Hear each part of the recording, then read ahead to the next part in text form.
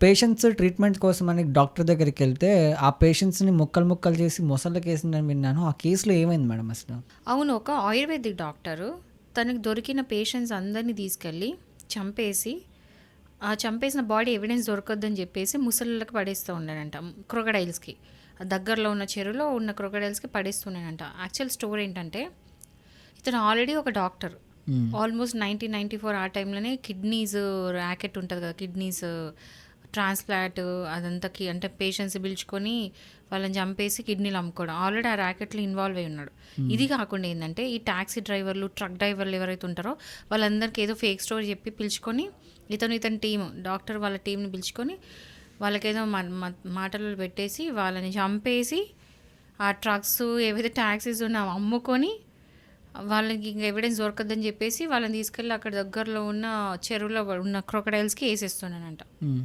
So ఇది doctors serial killing ఇది. ఇతను ఒక సీరియల్ కిల్లర్.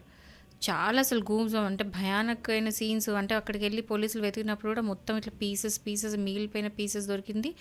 దానితోనే వాళ్ళు కనిపెట్టడం జరిగింది. తీరా ఆరా తీస్తుందంటే ఒక ఇందులో డాక్టర్ ఇన్వాల్వ్ అయ్యి ఉన్నాడు అని చెప్పేసి. ఎందుకంటే డాక్టర్ క్లియర్గా తెలుసు ఏదో మూవీ స్టోరీలా ఉంది. ఏదో మూవీ కూడా ఉంది సేమ్ ఇట్లానే. మూవీ నుంచి ఈ స్టోరీ రియల్గా ఉందా లేదా రియల్ స్టోరీ నుంచి మూవీ తీసిండ్రో అర్థం కాదు. ఎగ్ నుంచి హెన్ వచ్చిందా, హెన్ నుంచి ఎగ్ వచ్చిందా అన్నట్టు ఉంది ఇక్కడ స్టోరీ. సో ఓకే 2004లో పట్టుకున్నారు. ఉన్నాడు తిహార్ జైల్లో ఉన్నాడు చాలా ఇయర్స్ నుండి. ఈ సీరియల్ కిల్లింగ్స్ అంతా కూడా గుర్గావ్, రాజస్థాన్, హర్యానా, ఢిల్లీ ఈ మొత్తం ప్లేసెస్లో ఉన్న అందరినీ ఆల్మోస్ట్ 50 మర్డర్స్ చేశాడంట. లిటరల్లీ 50 మర్డర్స్ దాకా. ఏంటి 50 మంది చంపి క్రొకడైల్స్‌కి వేసిండు. 50 మందిని చంపి క్రొకడైల్స్ కేసిండంట. సో 2004లో దొరికి తిహార్ జైల్లో పెట్టిన తర్వాత ఒకసారి ఏమైందంటే 23లో రీసెంట్ 2023లో ఆయనకి లైఫ్ ఇంప్రిజన్మెంట్ పడింది. పడితే పారోల్ మీద బయటకు వచ్చిండు ఒక 20 డేస్ కోసం. ఫరారైపోయిండు. సో 23 నుంచి వెతకంగా మొన్న ఒక దగ్గర రాజస్థాన్లో దౌసా అనే ఒక ప్లేస్లో ఒక ప్రీస్ట్ లాగా అవతారం ఎత్తి అంటే పూజారిలాగా అవతారం ఎత్తేసి మొత్తం ఐడెంటిటీ అంతా మార్చుకొని మంచిగా హ్యాపీగా బతుకుతున్నాడు. అక్కడ దొరికిండు. సో అతన్ని మొన్ననే మండే రోజు దొరకబట్టి తీసుకొచ్చి మళ్ళీ జైల్లో వేయడం జరిగింది. అప్పుడు ఈ స్టోరీ అనేది బయటకు వచ్చింది. సో దానివల్ల హైలైట్ అయింది. సో ఈ క్రొకడైల్స్ వేయడం ఏంటో అదేంటో అసలు చాలా గూజోమ్స్ వచ్చే స్టోరీ ఇది.